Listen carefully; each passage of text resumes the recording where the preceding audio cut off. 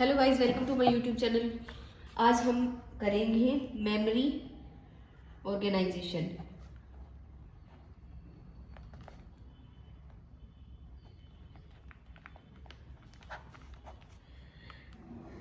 सबसे पहले करेंगे हम मेमोरी क्या होती है। मेमोरी मैंने पहले ही बताया हुआ है, बट मेमोरी होती है कि कोई भी डाटा को हम स्टोर करते हैं हमारे सीपीयू के अंदर। वो होती है उसकी मेमोरी कि कितना डाटा वो स्टोर कर सकती है। वो किसी भी फॉर्म में हो सकता है, वो हम फर्दर पढ़ेंगे। और इसमें मेमोरी मैनेजमेंट होता है कि कोई भी डाटा है हमारा, वो किस तरीके से अरेंज किया गया है, कि किस तरीके से हमने उसको सेव किया है हमारे मेमोरी के अंदर। वो होती है मेमोरी मैनेजमेंट। जैसे एक बाइट है, वैसे नॉर्मली जो कोई भी डाटा हमारा मेमोरी में सेव होता है वो बाइट्स में सेव होता है। और जो एक बाइट है वो मान लो अगर हमने कोई भी एक न्यूमेरिक करेक्टर उसमें सेव किया, तो एक न्यूमेरिक करेक्टर उसमें सेव होएगा तो उस वो होएगा 0 to 255।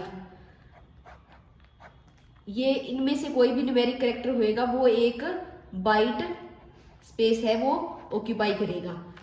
तो ये था, छोटा सा एग्जांपल था। और हमारे जो टाइप्स ऑफ मेमोरी होते हैं, there are various types of memory. उसमें से चार टाइप बताती हूँ मैं। एक होता है हमारा इंटरनल प्रोसेसर मेमोरी। दूसरा होता है कैशे मेमोरी। तीसरा होता है primary memory. Last but not the least, secondary memory.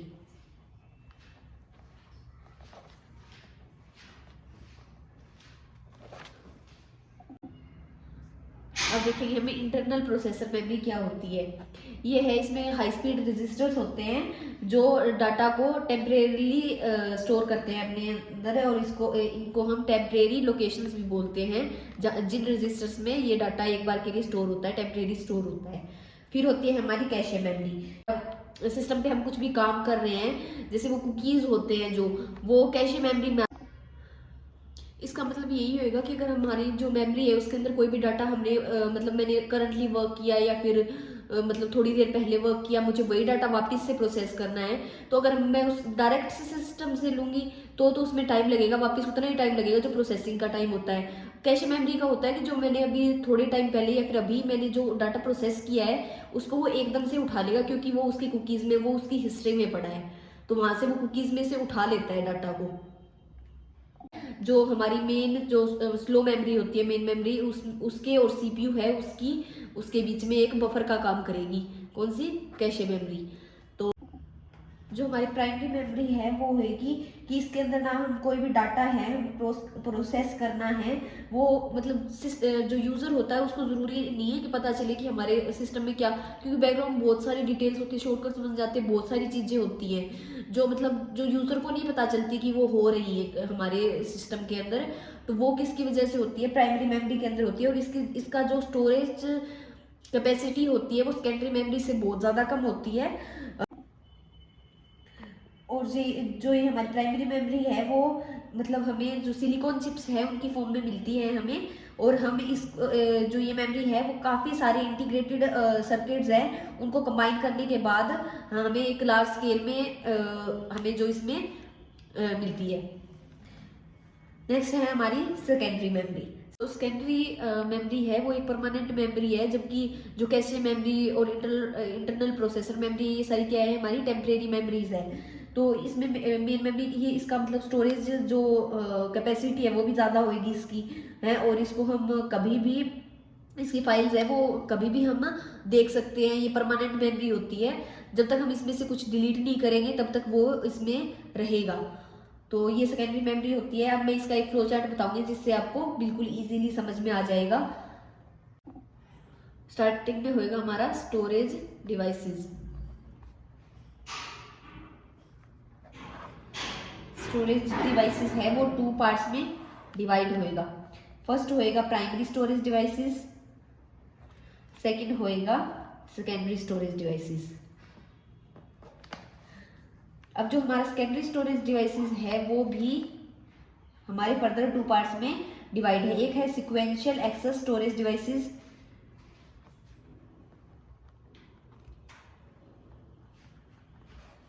और दूसरे हैं हमारे डायरेक्ट एक्सेस स्टोरेज डिवाइसेस। जो हमारी सिक्वेंशियल एक्सेस स्टोरेज डिवाइस है इसमें आएगी मैग्नेटिक टेप, या मैग्नेटिक टेप है एक स्टोरेज डिवाइस है, आपने पढ़ा होगा ये। और फिर है इसमें आएगी जो डायरेक्ट एक्सेस स्टोरेज डिवाइसेस है, इसमें आएगी एक तो आएगी मैग्नेटिक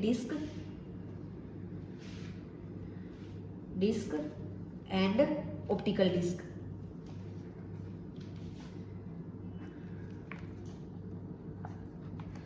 जो हमारी मैग्नेटिक डिस्क है इसमें आएंगी फ्लॉपी डिस्क,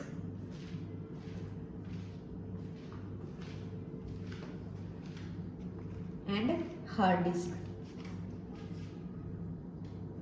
और जो हमारी ऑप्टिकल डिस्क है इसमें आएंगी 2 चीजें, एक आएगी सीडी रोम और एक आएगी हमारी वोम डिस्क। तो ये एक फ्लो चार्ट है, इसमें आप मतलब वैसे फ्लो चार्ट की हेल्प से अगर आप समझते हैं ना तो आपको सारा एक हायरार्की समझ में आ जाती है कि किसमें क्या चीज़ होती है। तो फ्लो चार्ट्स को काफ़ी इजीली समझने का तरीका भी इजी है और आप इसको अच्छे से आपके दिमाग में बैठा। फिर है हमारे जो प्राइमरी स्टोरेज है, प्राइमरी एंड सेकेंडरी के अंदर जो डिफरेंस है वो हम करेंगे। तो फर्स्ट होएगा इसमें कि जो हमारी लोकेशन के बेस पे होएगा। प्राइमरी स्टोरेज है ये है मतलब जो सीपीयू है उसके अंदर होती है, inside the CPU, inside CPU. और जो हमारी सेकेंडरी स्टोरेज है वो होती है आउटसाइड द सीपीयू। नेक्स्ट होएगा हमारा इसके नेचर के बेस पे, ये क्या होती है वोलेटाइल, ये होएगी नॉन वोलेटाइल।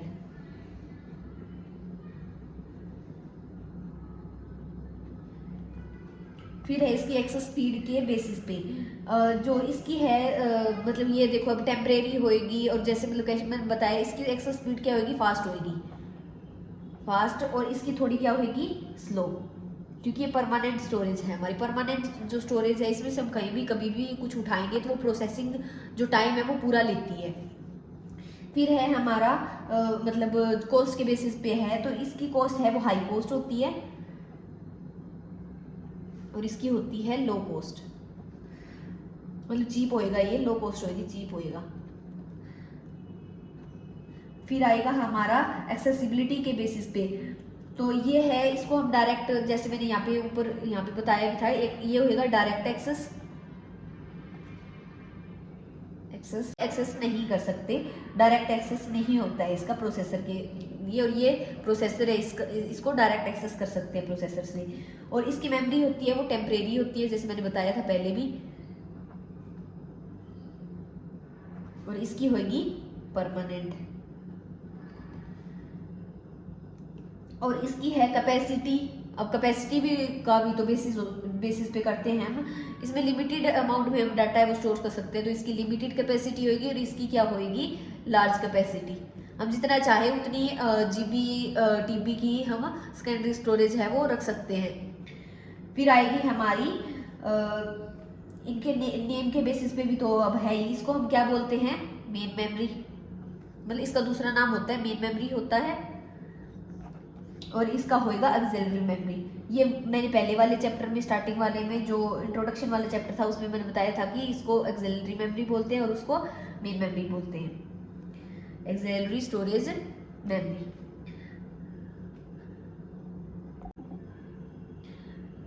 फिर है हमारा सिक्वेंशियल एक्सेस।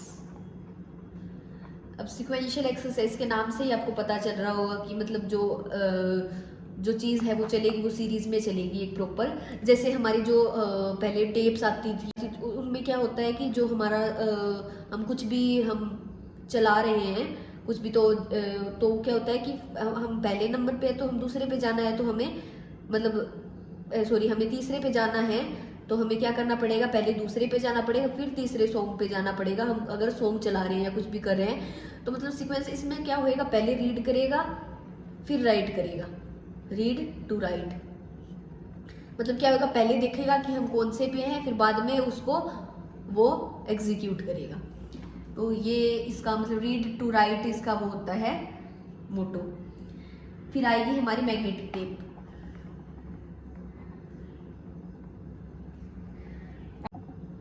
अब मैग्नेटिक टेप है, ये भी क्या है, इसमें भी क्या होती है, सीरियल एक्सेस ही होती है।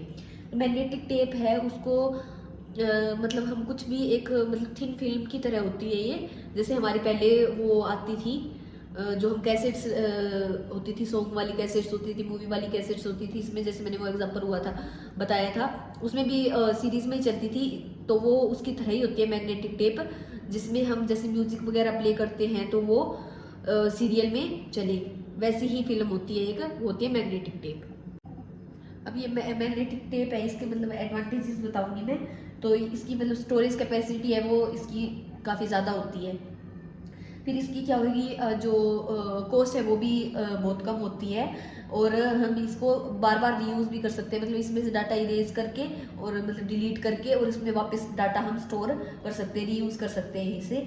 और इसको मतलब हैंडल करना भी इजी होता है। और ये क्या होती है कि हम और ये पोर्टेबल इसलिए है ताकि मतलब इसमें से हम कोई भी डाटा है वो एक मतलब सिस्टम से दूसरे सिस्टम में डालने के लिए इसे हम यूज़ करते हैं। इजीली हम इसमें से डाटा है वो ट्रांसफ़र कर सकते हैं। अब और इसी के अंदर एक टॉपिक आता है blocking and deblocking and deblocking. वैसे ये बहुत इंपॉर्टेंट टॉपिक होता है क्योंकि ये वैसे लिंकिंग वगैरह में मतलब बाद में काफ़ी यूज़ होता है। बाकी अभी मैं आपको थोड़ा सा मतलब एक्सप्लेन कर देती हूँ। इसमें होता है एक ब्लॉकिंग फैक्टर।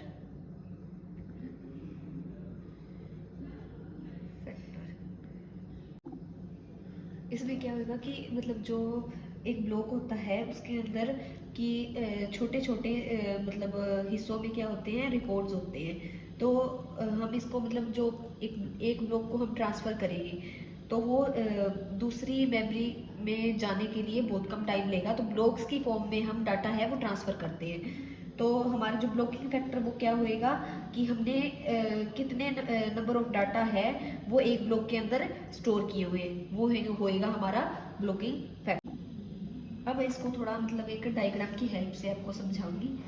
तो अभी ये है हमारे पास एक फर्स्ट रिकॉर्ड 1, अब दूसरा है रिकॉर्ड 2, अब है रिकॉर्ड 3। तो ये क्या हो गया हमारा एक ब्लॉक ब्लॉक 1। अब एक ब्लॉक है, इसमें हमने 3 रिकॉर्ड्स सेव किए हुए हैं। तो दूसरा रिकॉर्ड है वो यहाँ से ऐसे थोड़ा एक स्पेस आता है, उसको हम बोलते हैं IBG। ठीक है, अब इससे दूसरा ब्लॉक है वो कनेक्ट होएगा। तो अब दूसरा ब्लॉक है वो मैं नीचे बना के दिखा देती हूँ आपको। दूसरे ब्लॉक में क्या होएगी, रिकॉर्ड 4, रिकॉर्ड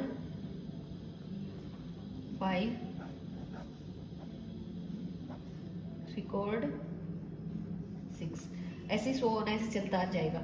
ठीक है, तो ये क्या हो गया ब्लॉक 2। तो इस तरीके से हमारे जो रिकॉर्ड्स है इसमें सेव होते हैं।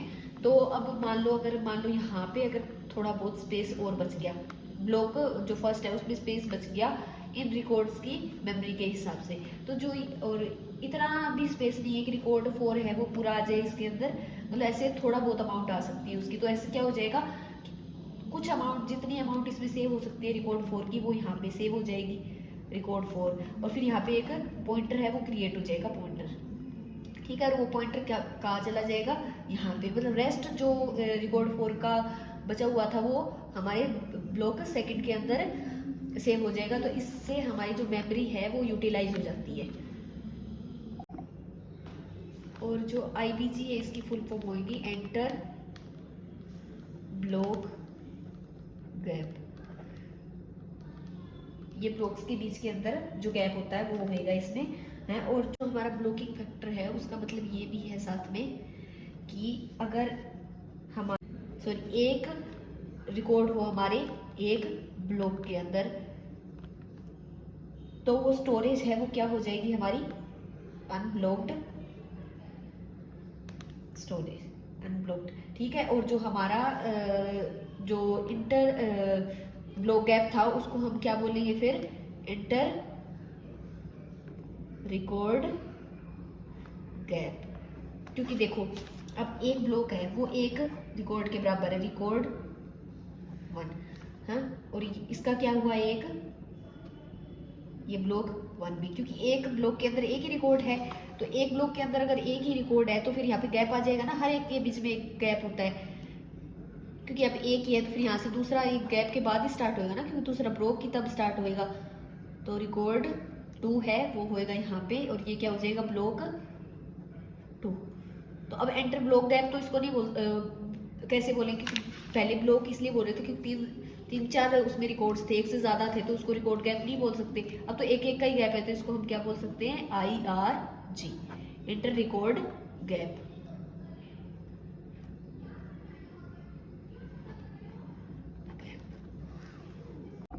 अब ये मैग्नेटिक टेप है, इसके एडवांटेजेस है तो डिसएडवांटेजेस भी तो होंगे। तो अब इसका मतलब इसका नेचर है वो क्या था, सिक्वेंशियल था, कि सीक्वेंस में ही होएगा जो भी होगा, तो इससे क्या होगा कि वो टाइम बहुत ज़्यादा लेगी, ठीक है। और डाटा ट्रांसफ़र है वो भी स्लो हो जाएगा क्योंकि वो सिक्वेंशियल है, ठीक है, इसलिए वो क्या होगी, कम फ्लेक्सिबल होगी। ये सारे पॉइंट्स है इंटर रिलेटेड है, ठीक है। तो अब इसमें मतलब, और इसको हमने ऐसे इन्वायरमेंट में रखना पड़ता है कि जो डस्ट फ्री एनवायरनमेंट हो, अगर डस्ट गिर जाएगी तो हमारा पूरा रिकॉर्ड है वो ख़राब हो जाएगा। तो इससे क्या हो जाएगी कि ये कॉस्ट इफेक्टिव भी हो गया, मतलब सॉरी कॉस्ट इफेक्टिव नहीं कि कॉस्टली हो गया, मतलब वैसे खरीदने में ये आसान, मतलब लो कॉस्ट है इसकी, बट अगर इस पे हमें मतलब बार बार ये ख़राब होएगा तो हमारी जो वो मतलब हमारी कॉस्ट ज़्यादा ही लगेगी ना, कि हम इसे बार बार इसे लेंगे, और डाटा स्टोर जो डाटा उसमें स्टोर किया हुआ है कि हमारा डाटा है वो भी खोने का हमें थोड़ा डर होएगा। अब है इसमें डायरेक्ट एक्सेस मेमोरी। अभी तो हमने सिक्वेंशियल की थी, अब करेंगे हम डायरेक्ट एक्सेस मेमोरी। इसमें क्या होगा, अब डायरेक्ट एक्सेस में क्या होएगा कि जो हमारा डाटा है उसके मतलब ट्रांसफ़र करने के लिए ये मतलब इनपुट आउटपुट डिवाइसेस चाहिए ये हमें इसके अंदर फर्स्ट ऑफ ऑल। तो फिर ये क्या होगा कि हमारा कोई भी डाटा हमें प्रोसेस करना है तो उसके लिए मतलब अब इनपुट आउटपुट होंगे तो कुछ ट्रांसफ़र करने के लिए होगा और एक आउटपुट है वो रिसीव करने के लिए होगा। तो इस प्रोसेस के अंदर क्या होगा कि जो मेन मेमोरी है उससे डायरेक्ट डाटा हम CPU के थ्रू ट्रांसफ़र कर देंगे प्रोसेस करके। तो उसके लिए हमारी जो मतलब ऑपरेशंस हैं वो बहुत ज़्यादा स्पीड अप हो जाएंगे, बहुत ज़्यादा जल्दी हो जाएंगे, जो हमारे ऑपरेशंस हैं जो भी कुछ इसमें करना चाह रहे हैं वो।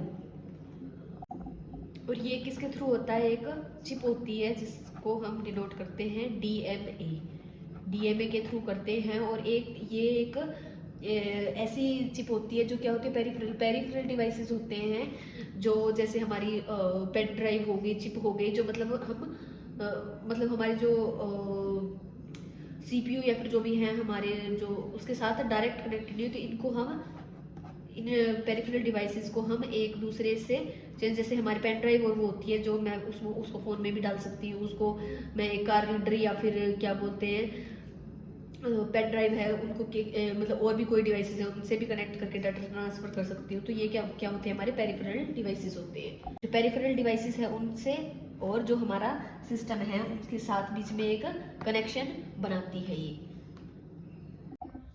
और जो ये DMA है ये हमारा CPU है उसको मतलब उस पर वर्कलोड भी मतलब ओवरलोड नहीं पड़ता, उस पर वर्क है वो मतलब ओवरलोड नहीं होएगा। और साथ में क्या करेगा ये कि जो हमारा डाटा है हम ट्रांसफ़र कर रहे हैं तो उसको जब रीड राइट की पोजीशन में होएगा वो, तो क्या करेगा कि उसमें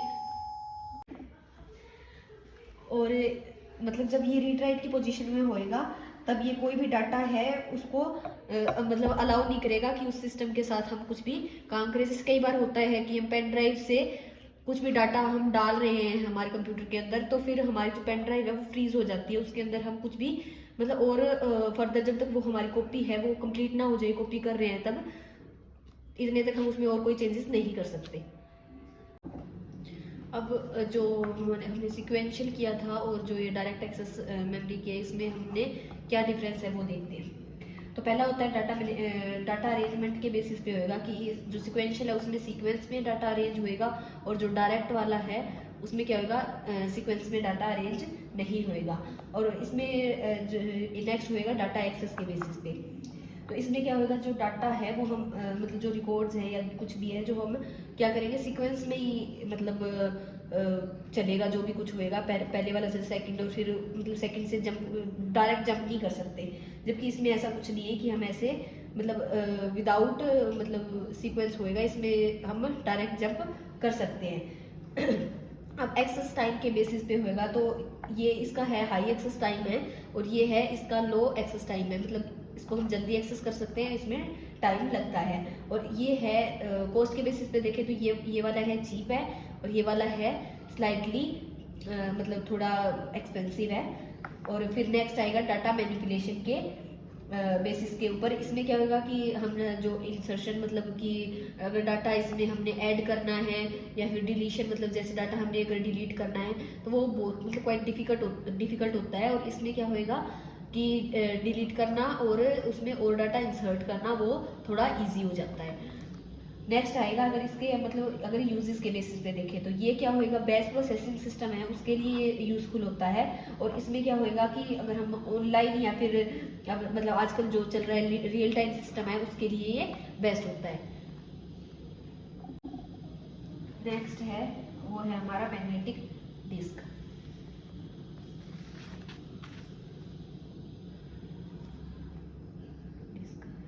अब इसमें क्या होगा कि जो हमारी मैग्नेटिक डिस्क है ये भी एक क्या है डायरेक्ट एक्सेस स्टोरेज डिवाइस है। तो इसमें मतलब ये मेटल की भी बनी हो सकती है या फिर प्लास्टिक की बनी हो सकती है।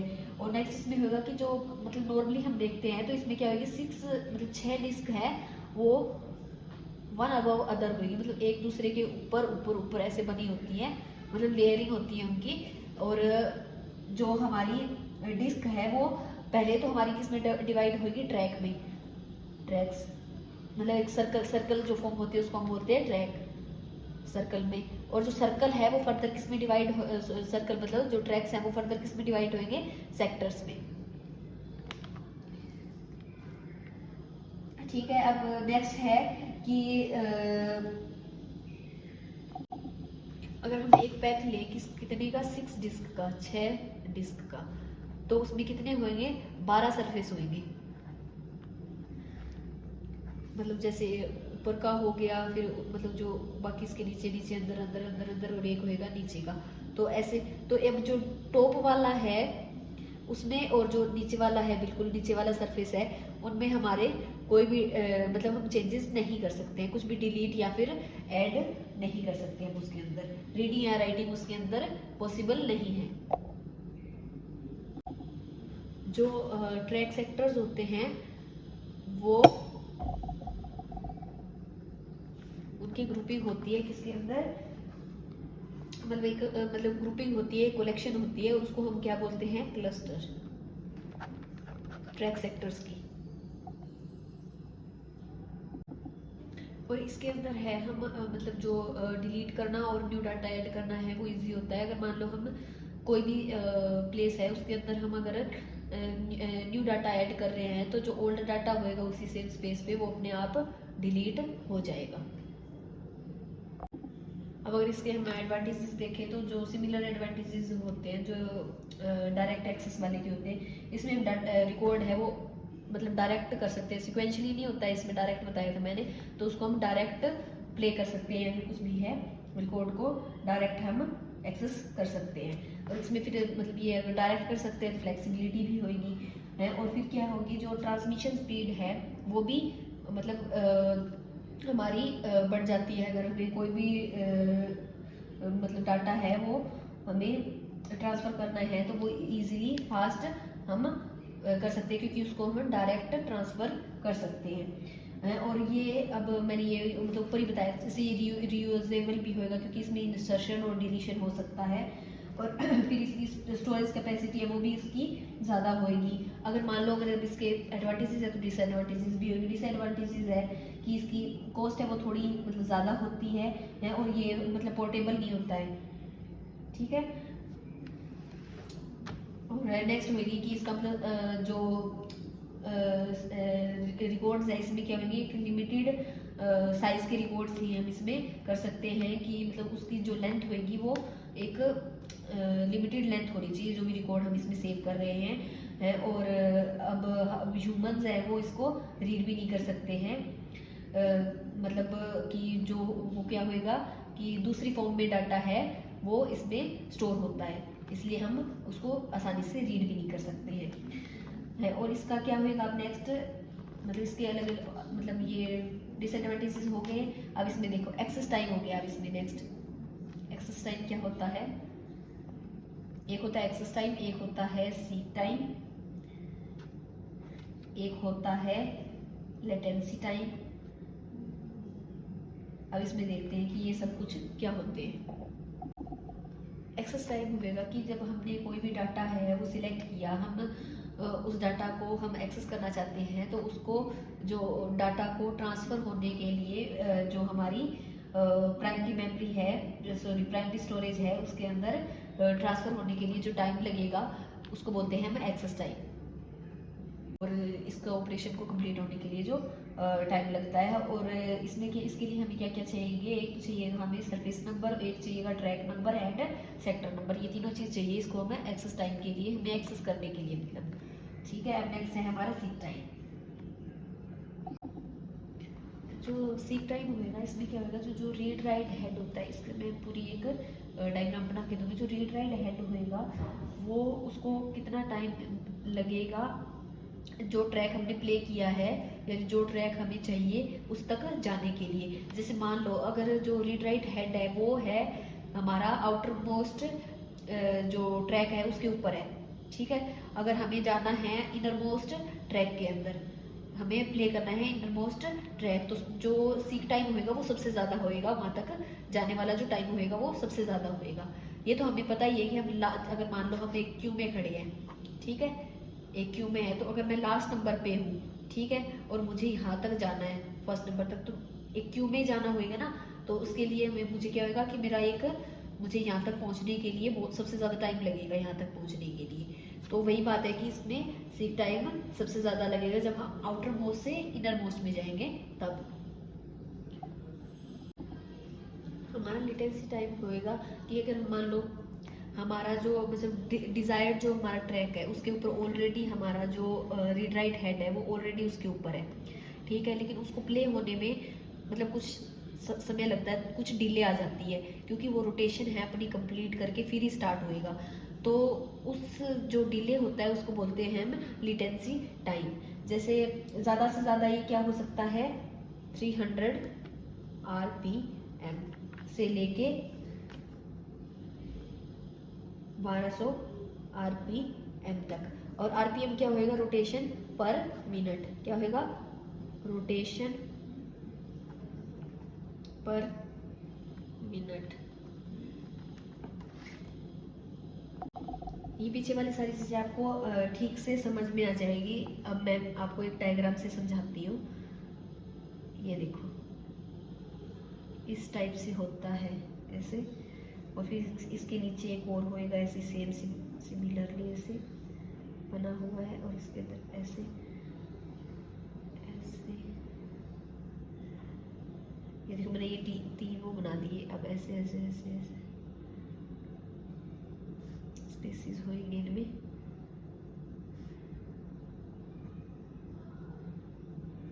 ठीक है, और एक ये मतलब ऐसे एक सिलेंडर, मतलब ऐसे सिलेंडर की फॉर्म में ऐसे प्रॉपर ऐसे होगा ये, ठीक है। अब जो हमारा जो ये वाली चीज़ है ये होगी हमारी ट्रैक, और जो ये एक बॉक्स है इतना इतना एक बॉक्स है ये क्या होएगा हमारा सेक्टर। जो ये ट्रैक है वो देखो काफ़ी सारे सेक्टर्स में डिवाइड है, ठीक है। और फिर ये जो हमारी ये बाहर की जो ये चीज़ है ये क्या होगी, एक प्लेटर, ठीक है। फिर मतलब अब इसको नेक्स्ट की, और ये जो ये बनाया है ये मतलब पर्टिकुलरली हमने खुद ने इमेजिन करके बनाएगा, ये है सिलेंडर, सिलेंड्रिकल फॉर्म में होएगा। और इसके साथ अब एक यहाँ पे ऐसे लगा होगा, इसको बोलेंगे हम आर्म असेंबली।